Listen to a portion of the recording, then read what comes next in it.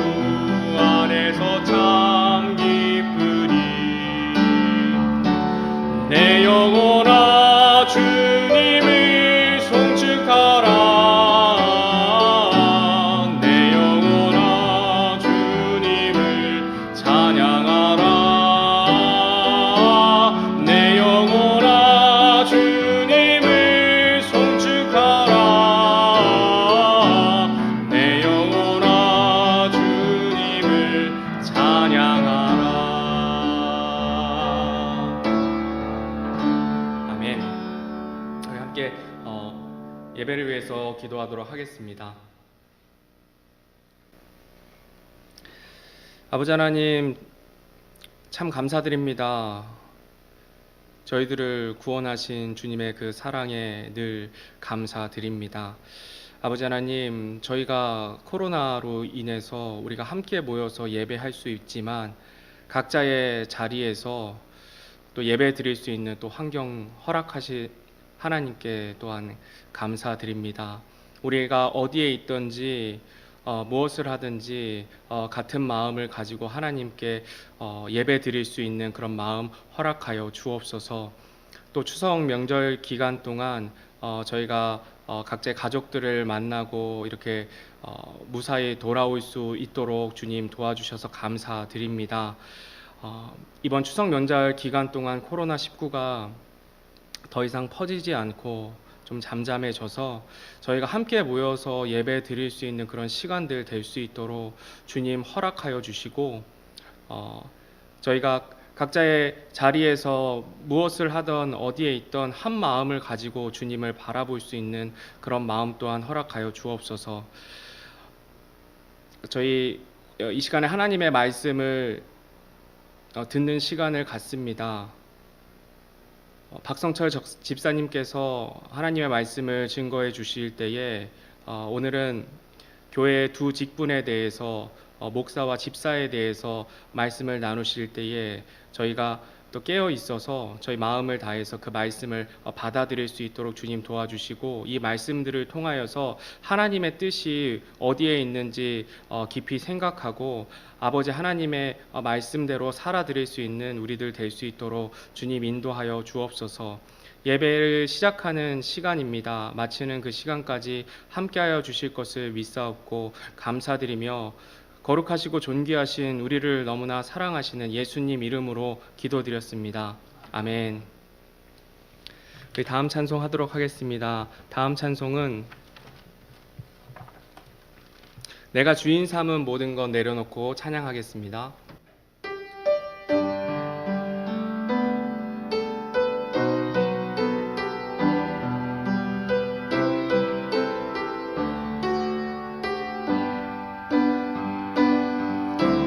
주인 삼은 모든 것 내려놓고 내 주 대신 주 앞에 나가 내가 사랑했던 모든 것 내려놓고 주님만 사랑해.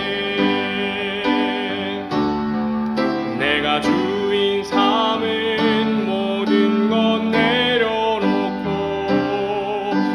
주 대신 주 앞에 나가 내가 사랑했던 모든 것 내려놓고 주님만 사랑해. 주 사랑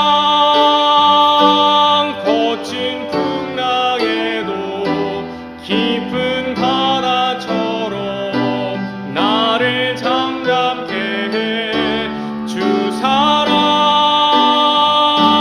내 영혼의 반석 그 사랑 위에 서리. 내가 주인 삼은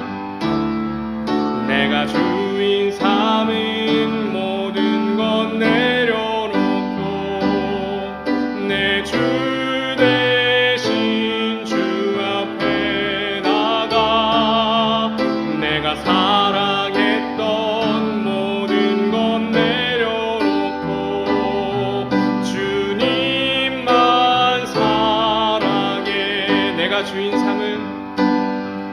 내가 주인 삼은 모든 것 내려놓고 내 주 대신 주 앞에 나가 내가 사랑했던 모든 것 내려놓고 주님만 사랑해.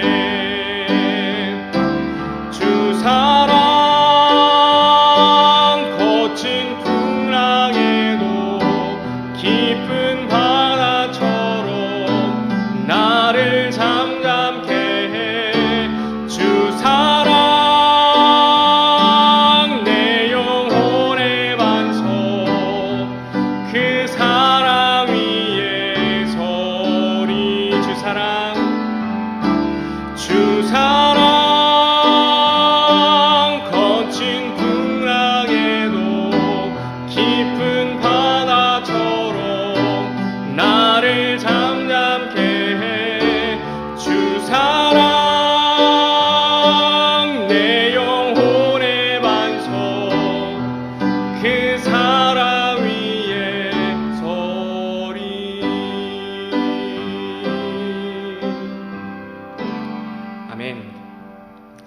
다음 찬양은 찬송가 397장 주 믿는 사람 일어나 1절, 2절 찬송하도록 하겠습니다.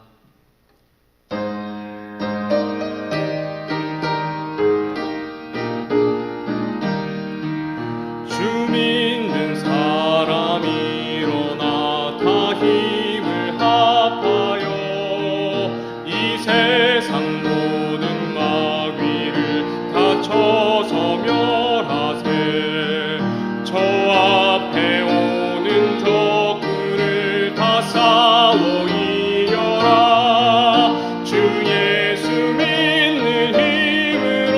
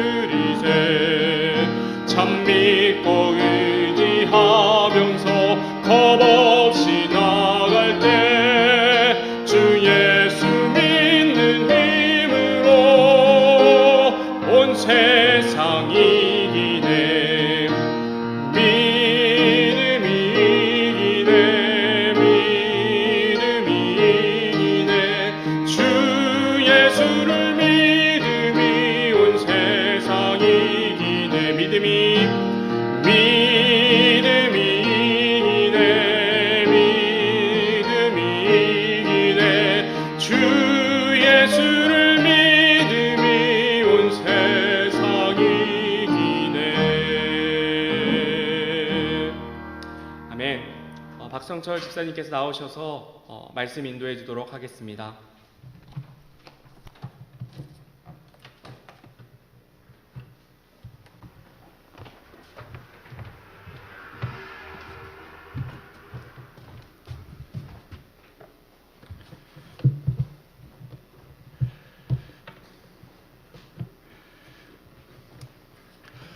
여러분들 안녕하세요. 반갑습니다. 추석 연휴가 이제 거의 다 끝나가는 것 같아요. 그리고 오늘 또 특별히 개천절인데 연휴 기간 동안 여러분들 어떻게 잘 지내셨는지 모르겠습니다.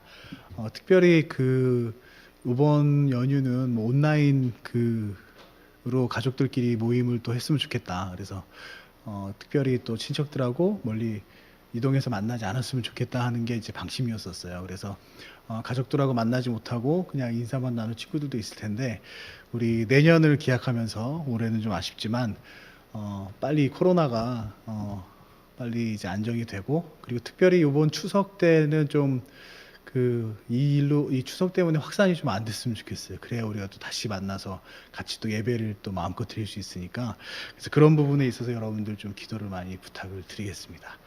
자, 그리고 오늘은 특별히 교회 두 직분에 대해서 말씀을 좀 듣는 시간을 갖도록 할 텐데 우리 목사와 집사라는 제목으로 좀 말씀을 듣도록 할 거예요. 그래서 조금 딱딱할지도 모르겠지만 여러분들 잘 집중해서 이제 들어줬으면 좋겠고 그리고 얼마 전에 이제 선생님이 여러분들에게 드릴 큐티 말씀들을 또 사사분기 거 10월부터 12월 거를 좀 정리를 했어요. 그래서 아마 이제 10월부터 또 이제 큐티 말씀들을 여러분들이 이제 볼 텐데 잘하고 있겠죠, 그죠? 여러분들 잘하고 있으리라 믿어요. 잘하고 있으리라 믿고 여러분들이 아무리 세상에서 이제 성공을 하고 돈을 많이 벌고 또 명예도 얻고 해도 말씀이 그 안에 없으면 그것이 다 의미가 없어요. 왜냐하면 그런 재물 그리고 명예 이런 것들이 오히려 유혹거리가 돼서 여러분들을 하나님께로부터 더 멀어지게 만들 수도 있어요. 그래서 이 마음속에 말씀이 자리 잡지 않은 상태에서의 성공은 오히려 우리에게 유익이 되지 않는다. 그래서 여러분들이 세상에서 성공을 하고 싶으면 오히려 말씀을 더 많이 봐야 돼요. 그래서 여러분들 큐티 말씀 꼭 잘 챙겨서 보시길 바라고 우리가 말씀을 잘 보지 않으면 또 이렇게 비유할 수도 있어요. 예전에 선생님이 늑대 소녀 이야기를 한번 한 적이 있어요. 인도에서 발견된. 사람으로 태어났지만 늑대한테 길러지다 보니까 뭐 말도 못하고 늑대 울음소리 내고 늑대처럼 막 네 발로 깃고 막 그랬던 그런 소녀들이 있었는데 우리가 구원받았다고 하면서 말씀을 읽지 않으면 사실 똑같아요. 세상의 소망을 쫓게 되고 세상의 성공을 추구하게 되고 구원받은 그리스도인이고 하나님의 자녀지만 세상 사람처럼 살게 되는 그러한 모습을 가질 수가 있습니다. 그래서 여러분들 꼭 큐티 열심히 하길 바라고 오늘 이제 잔소리가 더 길면 잔소리니까 여기까지 하도록 하겠습니다. 우리 지난 시간에 두 의식에 대해서 배웠죠. 주의 만찬하고 침례에 대해서 배웠어요. 그래서 오늘은 두 직분 목사와 집사에 대해서 이제 배우도록 할 텐데 여러분들 교회 내에서 우리는 이제 목사님, 집사님이 계시죠. 근데 다른 교회 보면 장로님이 계신 교회도 있고 뭐 권사님이 계신 교회도 있고 그리고 이제 천주교 같은 경우에는 보통 신부님들이 계시죠, 그죠? 근데 그 신부님들도 이제 사제라고 하는 그런 집단이 있는데 거기에 보면 교황이 있고 추기경이 있고 대주교, 주교 뭐 이렇게 많은 그런 직분들이 있어요. 자, 근데 이제 뭐 천주교도 그렇고 뭐 다른 장로교도 그렇고 이렇게 직분이 많지만 근데 우리 교회는 딱 두 가지 직분밖에 없잖아요. 목사하고 집사밖에 없는데 우리는 이제 왜 이 두 가지 직분만 이제 인정을 할까? 그거에 대해서 오늘 성경을 통해서 한번 확인해 보는 시간을 갖도록 하겠습니다.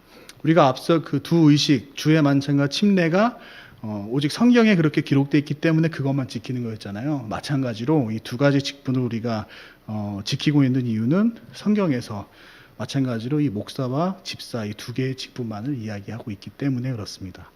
자, 우리 본문 말씀을 보도록 할게요. 우리 본문 말씀은 빌립보서 1장 1절 말씀입니다. 자, 빌립보서 1장 1절 말씀. 선생님이 읽도록 할게요. 빌립보서 1장 1절. 자, 예수 그리스도의 종 바울과 디모데는 빌립보에서 그리스도 예수님 안에 있는 모든 성도들과 또 감독들과 집사들에게 편지하노니. 자, 선생님 한 번 더 읽을게요. 자, 예수 그리스도의 종 바울과 디모데는 빌립보에서 그리스도 예수님 안에 있는 모든 성도들과 또 감독들과 집사들에게 편지하노니. 네, 선생님이 기도하겠습니다.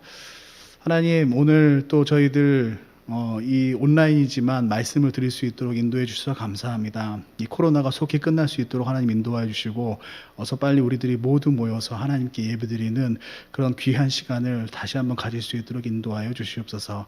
오늘 또 교회 두 직분 목사와 집사에 대해서 또 말씀을 드릴 텐데 하나님께서 주신 이 귀한 직분들 그 의미를 저희들 다시 한번 되새기고 또 우리가 왜 이 두 가지 직분만을 지켜나가는지 오늘 잘 알고 배우는 그런 시간 될 수 있도록 인도하여 주시옵소서. 예수님의 이름으로 기도드렸습니다. 아멘. 자, 오늘 이제 1장 1절 말씀을 봤는데 사실 이 말씀 하나 가지고만 해도 교회에는 두 가지 직분밖에 없구나라는 걸 알 수가 있어요. 자, 오늘 보면 이제 그 사도 바울이 빌립보 교회에게 이야기를 하면서 이렇게 이야기를 하죠. 그죠? 너희 교회에 대해서 얘기하는데 딱 세 부류의 집단을 얘기를 해요. 모든 성도들, 감독들, 집사들. 즉 이 얘기를 보면 교회 내에서는 딱 이 세 부류밖에 없다라는 거예요. 성도, 감독, 집사. 이제 이따 살펴보겠지만 감독은 목사를 의미를 해요. 그래서 교회 내에는 목사님, 집사님, 그리고 성도님들 이렇게 세 구성원들로 구성이 돼 있다. 그리고 그 외의 직분들은 이것만 봐도 없다라고 할 수가 있겠죠. 자, 그렇다면 왜 이 두 가지 직분밖에 이야기를 안 하느냐? 사실 성경에서 보면 장로라는 그런 그 단어들이 나와요. 그리고 목자라는 단어도 나오고 뭐 여기 나온 감독, 집사, 그리고 그 외에 교사, 사도, 대언자 뭐 이런 그 어떤 역할을 하는 직분처럼 불리는 역할을 하는 그런 사람들이 많이 있는데 근데 우리가 이 말씀에서 보듯이 딱 두 가지 감독과 집사만 이야기를 하잖아요. 자, 그렇다면 이 많은 다른 그런 역할들을 이야기하는 이 그 직분처럼 보이는 이 역할들하고 그 또 우리 목사와 집사만 이야기하는 그 과연 이유는 뭐냐? 어떻게 정리가 되길래 우리가 그렇게 얘기하느냐. 오늘은 그거를 좀 자세히 좀 얘기를 해보려고 그래요. 이렇게 많이 뭐 목자, 장로, 목사, 교사, 사도, 대언자, 선교사 뭐 이런 이야기들이 전도사까지 많이 있지만 왜 그럼에도 불구하고 우리 교회는 목사와 집사만 이야기하느냐. 자, 이제 하나씩 좀 살펴보려고 합니다. 그래서 이 용어들을 다 정리를 해야 되기 때문에 선생님이 오늘은 좀 이렇게 그 정리를 좀 했어요. 그래서 여러분들이 보시고 화면을 보시면서 정리해서 이제 뭐 이렇게 따라가서 보면 좀 도움이 많이 될 것 같아요. 자, 첫 번째로 장로, 감독, 목자, 목사 이 그 단어들이 의미하는 거, 용어에 대한 거, 요거를 좀 정리를 할게요.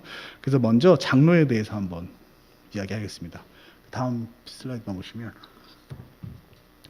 자, 장로는 이제 무엇이냐 하면 여기 나온 것처럼 그 지혜롭고 인생에 어떤 연륜이 있는 분들 그런 분들을 사실 다 장로라고 그래요. 어떤 모임이든 간에. 그리고 유대인들도 그 장로들이 있었어요. 그래서 그 장로인들은 육신적으로 좀 연륜이 있으신 분들 그리고 지혜가 충만하고 어떤 그런 그 연륜이 있고 지식이 있는 분들 그 질서를 좀 이렇게 잘 잡을 수 있는 분들 그런 분들이 장로로 딱 든든하게 버티고 있었죠. 그죠? 그게 이제 유대인들 사이에서도 그 장로라고 하는 그런 모임들이 있었던 거예요. 근데 그게 신약교회에 와서 이제 어떻게 됐냐. 자, 신약교회에 와서는 물론 어르신을 뜻하는 그런 의미도 물론 있고 원래 단어 자체가 이제 그 어르신들을 뜻하는 거니까 그거 외에 또 한 가지 추가된 게 이제 영적인 어떤 그 질서, 영적인 어른 이런 거를 뜻하는 그래서 신앙생활을 오래 하고 영적으로 밝고 영적인 지혜가 충만한 그런 분들을 장로라는 그러한 그 이름으로 칭해서 부른 것들을 좀 볼 수가 있어요. 자, 그 다음에 이제 감독이란 말은 다음 보면 감독은 이제 그 교회를 지휘하는 거예요. 경영하는 거, 교회를 감독하는 거예요.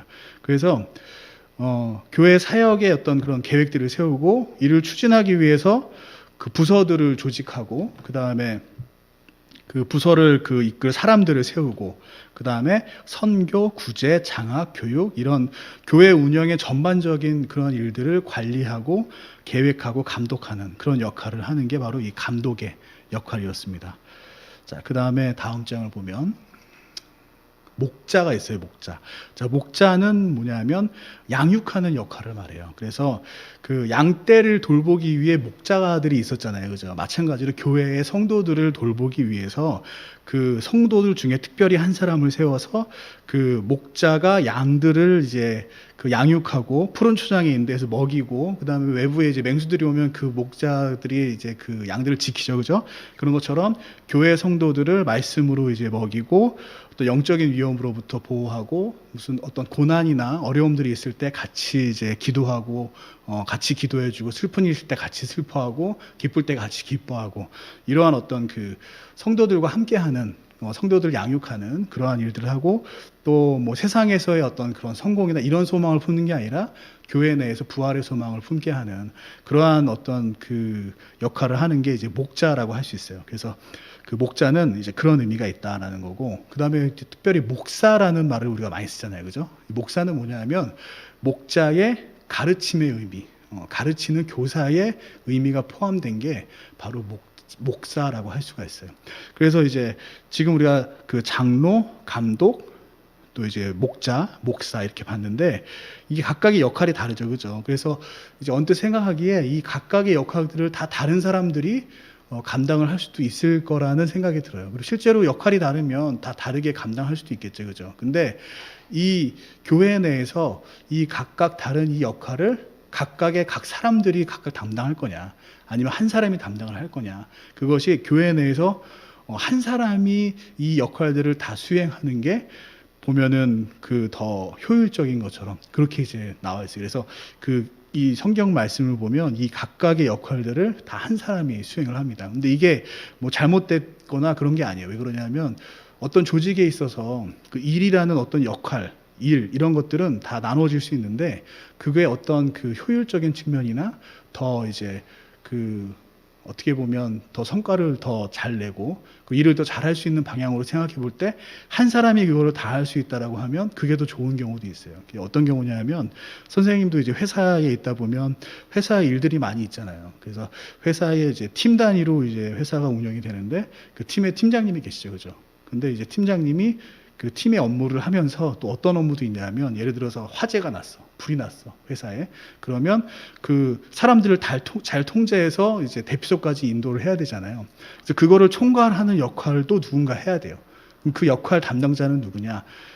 다른 사람이 해도 되는데 그 역할을 또다시 이제 팀장한테 맡겨요. 이제 이건 왜 그러냐면 기존의 팀이라는 게 그 팀장님의 어떤 지시, 그 팀장님의 권위 이런 거에 의해서 잘 운영되기 때문에 그 불이 났을 때 사람들을 인도하는 것도 어떻게 보면 이쪽으로 오라고 막 지시를 하는 거잖아요. 가이드를 하는 거잖아요. 그러다 보니까 그 지시하는 데 있어서 좀 더 팀장이 그 역할을 하는 게 그 효율적이기 때문에 그걸 이제 한꺼번에 하는 거예요. 마찬가지로 교회 내에서도 이게 각자 다 다른 역할로 보이지만 하나님께서 보시기에 이게 한 사람이 다 감당을 했을 때 교회에 더 덕이 되고 유익이 되고 더 잘할 수 있다면 하나님께서 분명히 한 사람한테 맡길 거예요. 근데 성경에서 보면 진짜 다 한 사람이 하게끔 그렇게 맡긴 걸 볼 수가 있어요. 그래서 다 읽어보진 않겠지만 사도행전 20장 17절에서 28절을 보면, 사도행전 20장에서 17절에서 28절을 보면 사도 바울이 그 에베소 교회 장로들을 모으고 그들을 뭐라고 부르냐 하면 하나님께로 그들을 감독자로 삼았다라고 이야기해요. 자, 그 교회 내의 장로, 어른의 영적인 어른, 이런 계신 분들을 모시고 뭐라고 얘기하냐 하면 여러분들을 감독자로 삼았습니다. 이렇게 얘기를 해요. 그리고 그 요한복음 21장 15에서 17절을 보면 예수님은 베드로를 부르고 이제 뭐라고 얘기했냐면 내 양들을 먹이라라고 말씀하셨어요. 이건 어떻게 보면 목자의 역할이죠. 그죠? 근데 베드로전서 5장 1절에서 4절을 보면 자기 자신을 장로라고 이야기를 해요. 즉 예수님은 베드로에게 목자의 역할을 맡기셨고, 근데 그 베드로는 자기를 뭐라고 부르냐? 장로라고 불러요. 그래서 요 베드로전서 5장 1절 4절만 한번 좀 먼저 찾아볼게요. 베드로전서 5장 1절에서 4절.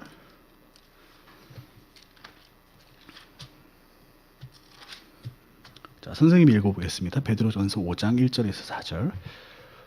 자, 너희 가운데 있는 장로들에게 권면하노니 나 역시 장로요. 자, 베드로가 나 역시 장로요 그렇게 얘기하죠, 그죠? 그리스도의 고난의 증인이요 또한 앞으로 나타날 영광에 참여할 자니라.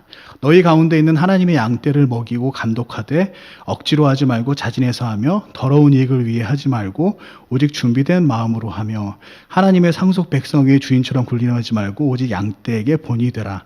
그리하면 목자장께서 나타나실 때 너희가 사라지지 않는 영광의 관을 받으리라. 그래서 이 말씀을 보면 장로들에게 권면하노니 1절에 그렇게 돼 있죠. 그죠? 그래서 베드로가 본인이 장로라고 이야기를 하면서 장로들을 모으고 이제 권면을 해요. 그러면서 이제 하시는 말씀이 양떼를 먹이라. 목자의 역할이죠. 그죠? 그리고 감독하라고 나와요. 즉, 감독의 역할도 하는 거죠. 그래서 장로를 불러 모으고 목자의 역할을 하라고 그러고 감독을 하라고 하기 때문에 이 말씀들을 보면 성경에서 쭉 보면 장로, 감독, 목자, 목사는 다 한 사람이 그 역할을 감당을 했구나라는 거예요. 그래서 이 초대교회의 이러한 모습들과 마찬가지로 지금 우리 교회도 어떻게 하느냐, 이제 한 분이 한 직분이 이 네 가지의 역할을 다 감당을 해요. 그래서 우리가 그 직분을 뭐라고 부르냐? 우리는 목사라고 부르죠, 그죠? 그래서 목사라고 우리가 부르면서 그 직분을 가진 분에게 이 네 가지의 모든 역할들을 할 수 있도록 이 성경을 근거로 그렇게 우리가 교리를 삼고 있습니다. 그래서 이 장로, 감독, 목자, 목사는 각각의 어떤 고유의 역할이 있고 그 다른 것처럼 보이지만 사실 이러한 역할, 이 일들을 하는 것은 하나의 직분이 다 일을 한다. 그리고 그 직분은 뭐다? 목사다라는 것을 우리가 이 말씀들을 통해서 알 수가 있습니다. 자, 그 다음에 선교사라고 있어요. 선교사. 자, 선교사는 사실 그 성경에 딱 선교사라는 그런 직분이 나타나 있지는 않아요. 이건 어떻게 보면 이제 우리가 그 정의한 교회에서 정의한 그러한 어떻게 보면 그 명칭이라고 볼 수가 있는데, 그 선교사라는 게 이제 넓은 의미로 보면 그죠? 그 교회 내에서 파송을 받아서 다른 지역에 복음을 전하는 사람, 이 모든 사람들을 다 포함을 해요. 또 좁은 의미로 보면 다른 지역에서 교회에서 파송을 받아서 다른 지역에 가서 그 교회에서 일정 기간 목회를 하는 그런 성도, 이런 분들을 우리가 좁은 의미에서는 또 선교사라고 이제 이야기를 하죠. 자, 근데 이제 그 넓은 의미로 보면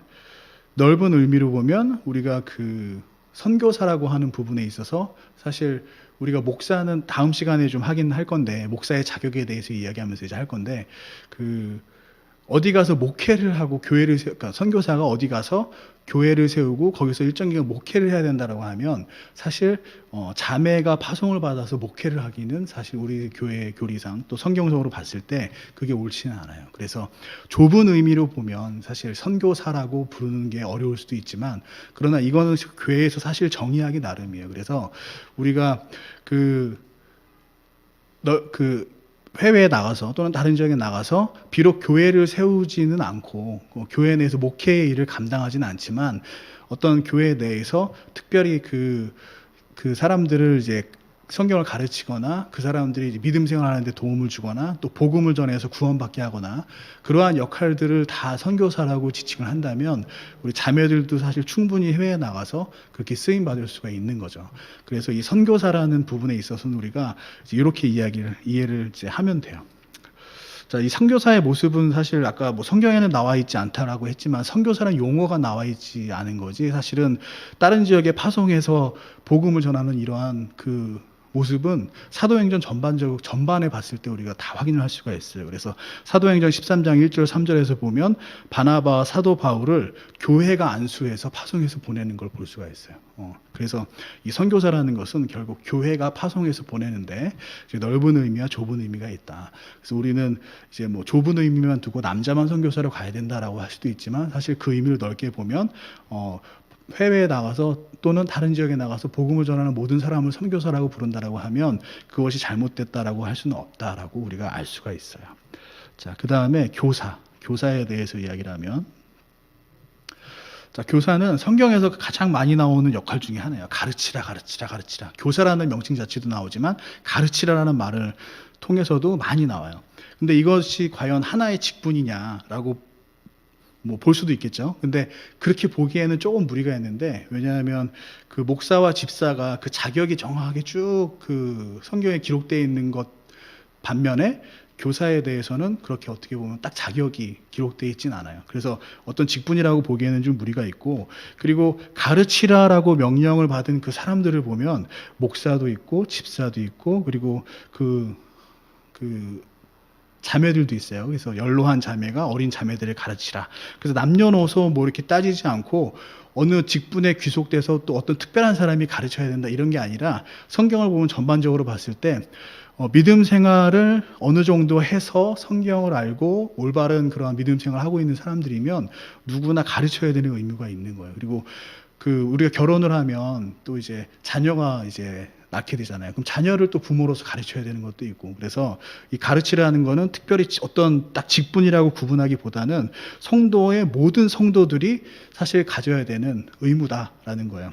그래서 히브리서 11장 12절에서 14절을 보면, 구원받은 이후에 믿음이 자라서 빨리 너희들도 가르쳐야지 아직도 초보적으로 애기처럼 애기 믿음을 가지고 있냐라고 사도 바울이 이 히브리서를 통해서 사람들을 책망하는 부분이 있어요. 그 말을 봐서도 우리가 이 모든 성도가 다 교사가 될 수 있구나라는 겁니다. 그래서 여러분들도 나중에 믿음 생활 잘 하고 나서 뭐 주일학교나 뭐 이런 부분, 또 우리 성역 공부 이런 클래스에서 그 교사로서 충분히 헌신할 수 있다라는 거예요. 그래서 이 교사라는 거는 누구나 그 어느 정도 이제 올바른 믿음을 가지고 있고 믿음 생활을 잘하고 본이 되면 누구나 할 수 있다라는 겁니다.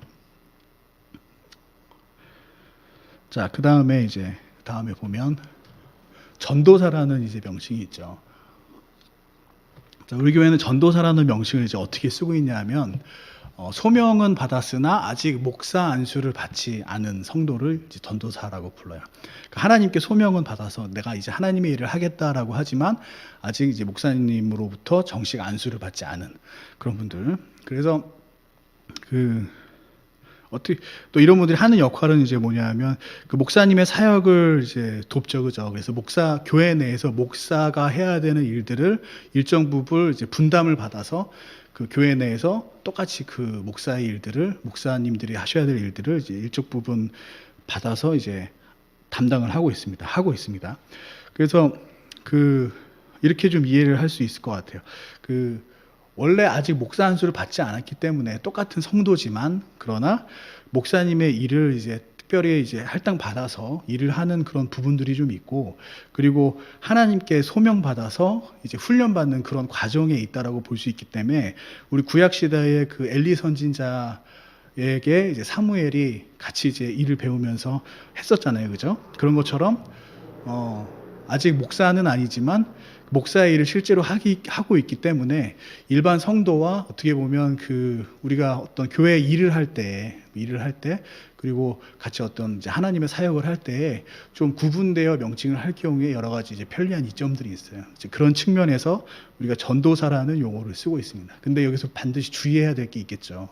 자, 전도사가 목사와 같이 또다시 이제 따로 분리되어 있는 그런 직분은 아니다 라는 걸 우리가 명확히 알 필요가 있어요. 그래서 우리가 하나의 직분으로서 전도사 직분이라고 딱 놓고 전도사라고 부르는 것이 아니라, 여러분들 의사도 되려면 뭐 그런 게 있잖아요.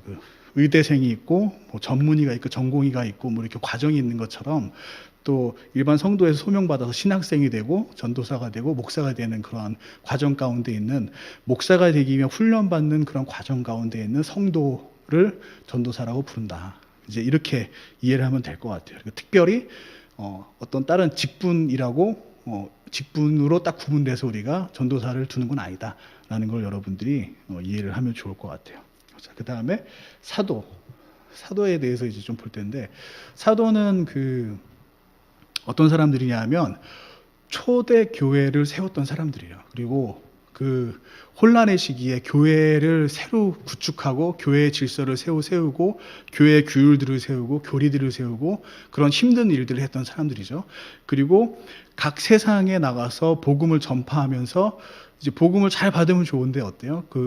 고난과 핍박도 같이 받았죠, 그죠? 그래서 때로는 이제 폭행을 당하기도 하고, 또 죽을 때까지 맞은 경우도, 돌에 맞았던 그런 경우도 있고, 또 이제 감옥에 갇히기도 하고, 또 사형 선고, 뭐 죽임을 당하기까지 했던 그런 사람들이 바로 사도였죠, 그죠? 그래서 이러한 일들을 감당을 했던 그러한 사람들이 사도인데 지금 이렇게 교회를 세우고 이런 고난과 핍박을 다 감당해야 되기 때문에 굉장히 그 굳건하고 든든한 믿음이 필요했어요. 그래서 하나님께서 예수님께서 이 사도들을 임명할 때는 그 예수님의 죽음과 부활을 곁에서 생생하게 목격한 사람들, 그런 사람들을 사도로 삼았어요. 그래서 예수님의 제자들이 예수님의 죽음과 부활을 봤죠, 그죠?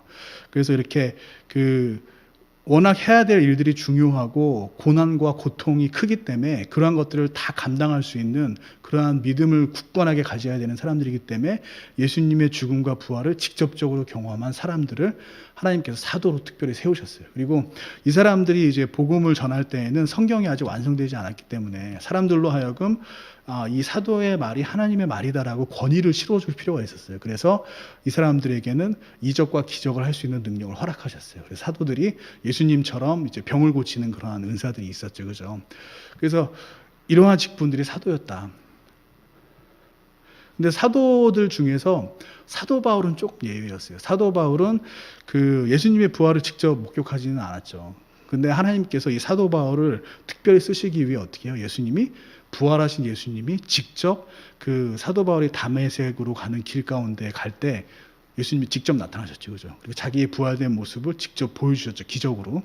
그래서 사도 바울 같은 경우도 예수님이 죽어서 부활할 당시에 옆에서 보진 않았지만 하나님이 특별히 쓰시기 위해서 예수님이 직접 보여주셨다. 그래서 어떻게 보면 직접 체험하고 경험하게 함으로써 사도 바울이 앞으로 있을 놀라운 그런 사역과 고통, 고난 이런 것들을 감당할 수 있도록 그렇게 이제 경험을 하게 하나님께서 해주신 거죠, 그죠? 그래서 이러한 사도들은 처음에 교회를 세우고 교회 질서를 바로잡고 규율을 세우고 그런데 이제 사용하고 해외 전 지역에 말씀이 구석구석 퍼질 수 있는 그런 기반을 닦아놓는 중요한 일들을 하기 위해서 한시적으로 세운 그런 직분이에요. 그래서 이 사도들은 초대교회 시절에 교회가 세워지고 나서 그리고 나서는 어때요? 예수님의 죽음과 부활을 그 이후에 경험한 사람이 없잖아요. 그러다 보니까 초대교회에만 있었던 그런 한시적인 직분이고 지금은 없다라는 겁니다. 그래서 누군가 만약에 나타나서 내가 비유적으로 사도를 얘기하면 그냥 받아들일 수 있지만 진짜 자기가 새로운 사도다라고 이야기를 하면 그 사람은 거짓 교사거나 이단이거나 둘 중에 하나예요. 그래서 사도는 지금은 없는 직분이다. 한시적으로 하나님께서 초대교회 때 사용했던 직분이다라고 할 수가 있습니다. 그리고 다음에 보면 대언자라고 또 있어요. 성경에 보면 교회에 덜어는 대언자를 주셨다라고 하는데 이 대언자가 구약에 많이 나오죠, 그죠? 엘리야 같은 그런 선지자들 대언자라고 부르잖아요. 근데 교회에도 대언자가 있다라고 나와요. 그럼 이 교회의 대언자들의 역할은 무엇이었냐? 자, 대언자라는 거는 하나님의 말씀을 직접 받아서 대신 전하는 사람들, 그런 사람들이 대언자예요. 자, 직접 받아서 대언하는 사람들. 지금처럼 우리가 성경을 보고 대언하는 거는 이거는 대언이라는 표현은 어떻게 보면은 정확하진 않아요. 성경을 통해서 하나님의 말씀, 성경 말씀 그대로 전하는 거지 이 성경에 없는 그런 새로운 말씀을 받아서 우리가 전하진 않잖아요. 그죠? 근데 이 대언자들은 과거에 같이 성경으로 기록되어 있지 않았던 그런 내용들을 새로 받아서 하나님의 말씀이라고 이야기했던 사람들이에요. 자, 이게 어떻게 가능하냐? 초대교회에는 구약 성경은 다 있었지만 신약 성경은 없었죠. 그죠? 그래서 신약 성경이 이제 쓰여지던 그런 시기였어요.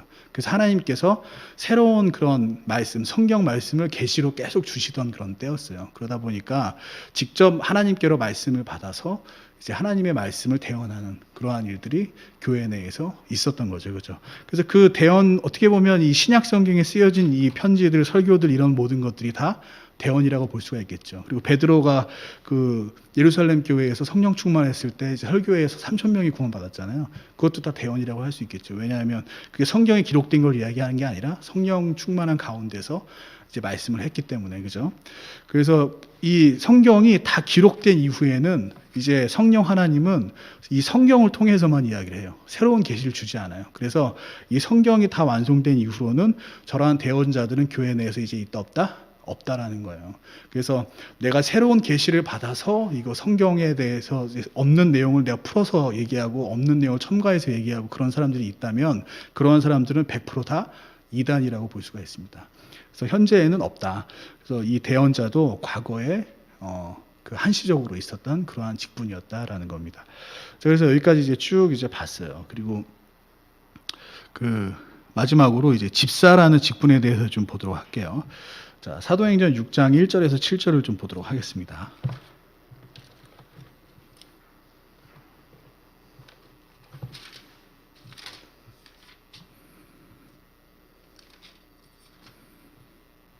사도행전 6장 1절에서 7절. 자, 선생님이 읽을게요. 자, 그 무렵에 제자들의 수가 크게 늘어났는데 그리스말 하는 사람들이 자기들이 과부들이 날마다 주는 배급에서 빠짐으로 히브리 사람들에게 불평을 터뜨리느니라. 자, 이게 무슨 얘기냐면 그 예루살렘 교회가 되게 그 성도들이 많아지다 보니까 사도들이 구제 사역을 했었는데, 근데 이 골고루 해야 되는데 사람이 너무 많다 보니까 이게 뭐 본의 아니게 이제 좀 부족하게 받는 그런 사람들이 생겼나 봐요. 불만을 갖는 사람들이 생긴 것 같아요. 그래서 그러한 모습을 설명하고 있는 거예요. 그래서 이러한 일들이 자꾸 일어나니까 2절에서 이제 이에 12 사도가 제자들의 무리를 자기들에게 불러 이르되 우리가 하나님의 말씀을 버려두고 상을 섬기는 것은 합당치 아니하니 그러므로 형제들아 너희는 너희 가운데서 정직하다는 평판이 있고 성령님과 지혜가 충만한 사람 7을 찾아내라. 우리가 이 일을 그들에게 맡기고. 자, 무슨 얘기냐면 그렇게 이제 그 구제에 있어서 불평하는 그런 사람들이 자꾸 생기다 보니까 사도들이 말씀 사역하는데 말씀을 전하고 하는데 자꾸 이게 부정적인 그런 영향을 미치는 거예요.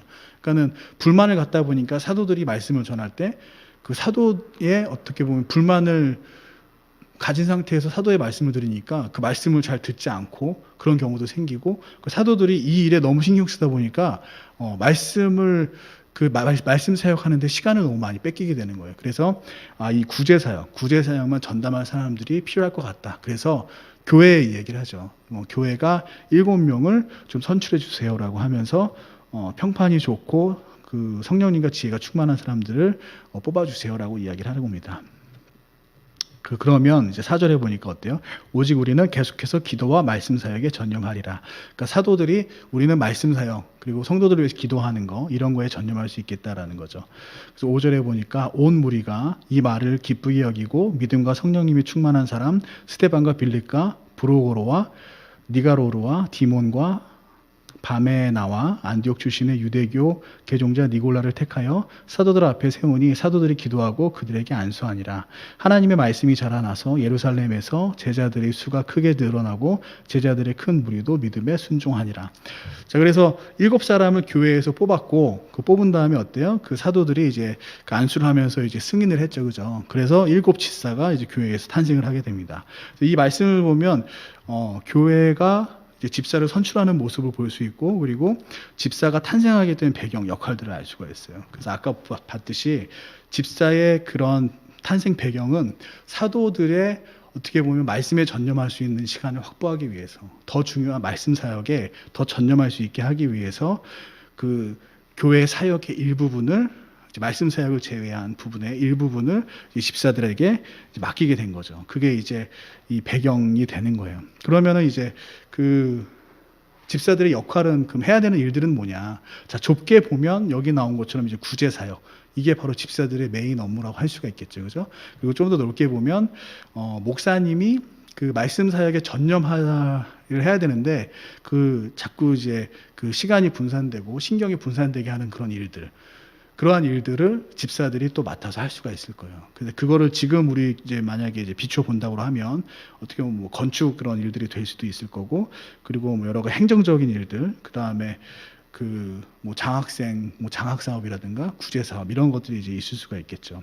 그래서 이러한 일들이 그 자칫하면 그 성도들 사이에서 어떻게 보면 그 불만이 생길 수 있고 아무리 잘한다고 해도 누군가는 또 손해 볼 수도 있고 이런 부분이 있기 때문에 어떻게 보면 일을 함에 있어서 항상 칭찬만 받을 수 없는 일들이 분명히 우리 가운데 존재를 해요. 그리고 교회도 이제 다 구원받았지만 사람들의 모임이기 때문에 뜻하지 않게 잘 하려고 했지만 잘 안 되는 경우도 있고, 그리고 사람들의 어떻게 보면 불평, 불만이 있는 일들도 분명히 생길 수가 있습니다. 근데 그러한 일들은 말씀 사역을 하는데, 사도들이, 또 목사님들이 말씀 사역을 하는데 사실 큰 도움이 되지는 않아요. 그래서 그러한 부분들을 모아서 이제 집사들이 하는 것, 이런 것들이 이제 교회 내에서의 어떻게 보면 집사의 역할이다 할 수가 있어요.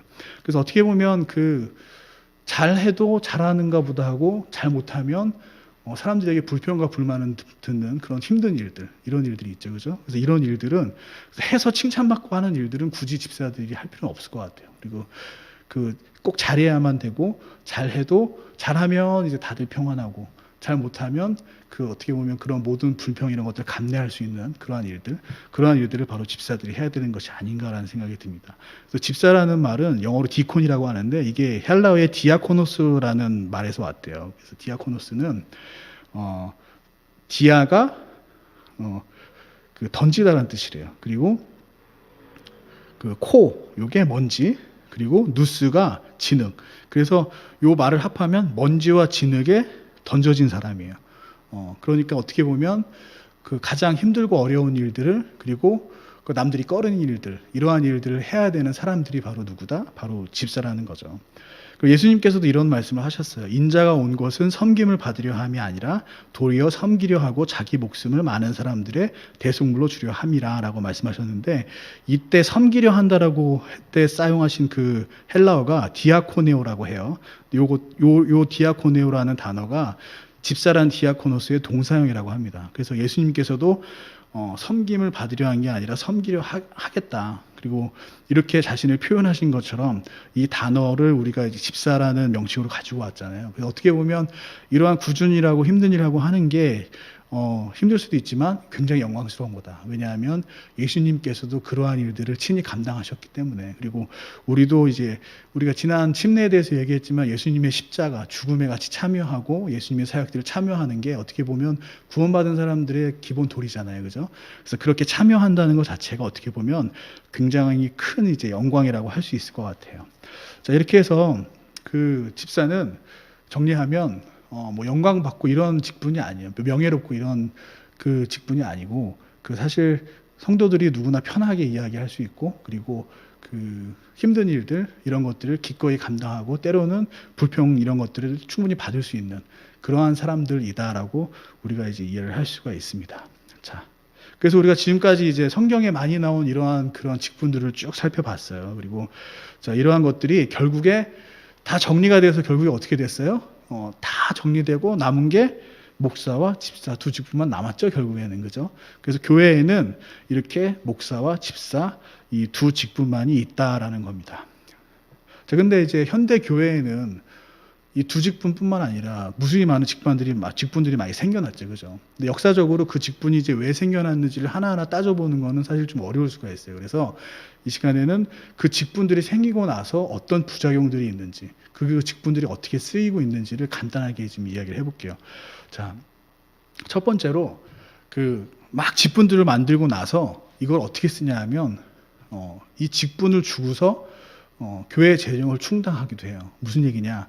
어떤 직분을 만들어 놓고, 권사면 권사, 장로면 장로, 직분을 주면서 직분을 받으면 감사해서 교회에 어떻게 보면 헌금하는 그런 분위기를 이제 만들어서 수백에서 수천만 원까지 헌금하게끔, 그런 분위기 때문에 직분을 받으면 안 할 수 없게끔 그렇게 만드는 교회들이 있어요. 그러다 보니까 이제 어떻게 보면 이 직분이라는 게 헌금을 하는 그런 수단으로 본의 아니게 사용되는 경우가 있는 거죠. 근데 이러다 보니까 헌금을 일정 큰 금액을 해야 되다 보니까 세상적으로 성공한 사람들만이 어떻게 보면 교회에 직분을 가지게 되는 그런 불합리한 경우가 생기는 거예요. 근데 교회 내에는 정말 영적으로 그리고 존중받아야 되는 그런 사람들이 직분을 받아야 되는데, 그게 아니라 어때요? 말씀에 깨어있고 성령 충만한 그런 사람이 아니라 세상에 성공하고 세상에서 재물 모은 사람들이 뽑히다 보니까 그 교회는 어떻게 되겠어요? 그죠?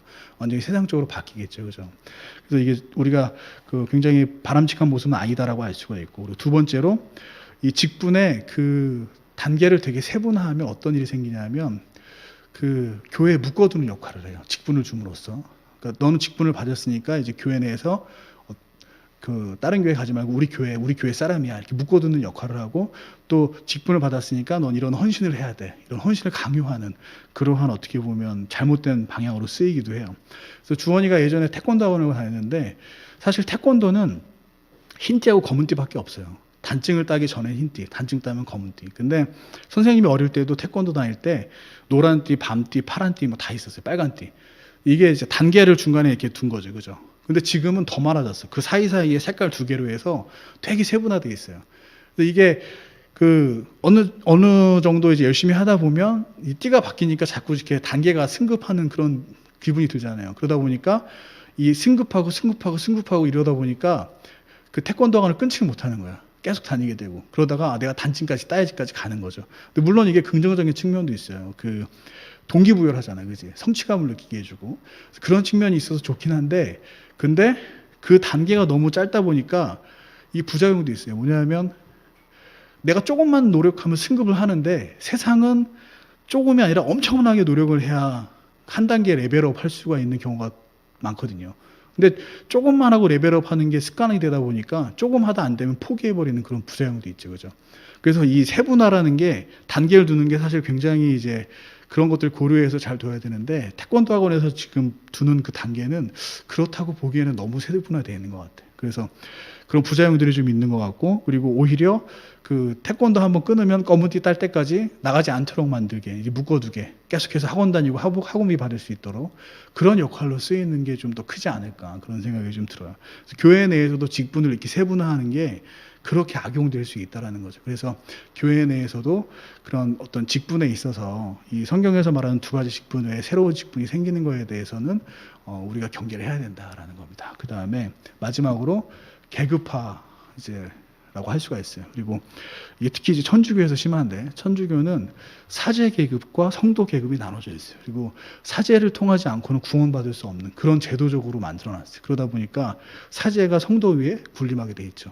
그리고 사제들도 아까 봤지만 뭐 교황, 대주교, 주교 뭐 이렇게 계급이 돼 있고, 어떻게 보면 이렇게 그 노력 여하에 따라서 이렇게 그 승진하는 것처럼 이렇게 돼 있죠. 그리고 더 나쁜 거는 가장 높은 지위에 올라가면 그 하나님과 더 가깝다라는 인식을 만들어 버려요. 그래서 어떤 교리까지 있냐 하면, 교황은 공적인 업무를 할 때는 오류가 없다, 무오하다, 이런 교리까지 있어요. 근데 우리가 무오하다라고 할 수 있는 거는 성경 말씀밖에 없잖아요. 우리가 하나님밖에 없잖아요. 근데 그 얘기는 무슨 얘기냐? 공적인 일을 할 때는 하나님, 예수님하고 똑같다라는 거예요. 그래서 이렇게 하나님하고 예수님하고 동등되려고 했던 그러한 피조물 여러분들 아시죠, 그죠? 루시퍼 사탄이잖아요, 그죠? 이거는 결코 바람직하지 않는 모습이에요. 그래서 그 계급화가 되는 거, 이런 것들은 성도들 사이에 계급을 나누고 내가 하나님과 더 가까이 가고 심지어 하나님하고 동등하게 되기까지 이렇게 잘못된 방향으로 나갈 수 있기 때문에, 그 교회의 직분은 이제 세분화해서 계급화하는 거는 우리가 조심을 해야 된다라는 겁니다. 자, 그래서 우리 교회는 이제 목사와 집사 두 직분만을 인정을 해요. 그리고 이게 굉장히 이제 성경적인 거죠. 그래서 여러분들 다른 교회에 그런 직분들이 많은데 왜 우리 교회는 이거밖에 없을까? 고리타분하다, 뭐 현대에 맞지 않다.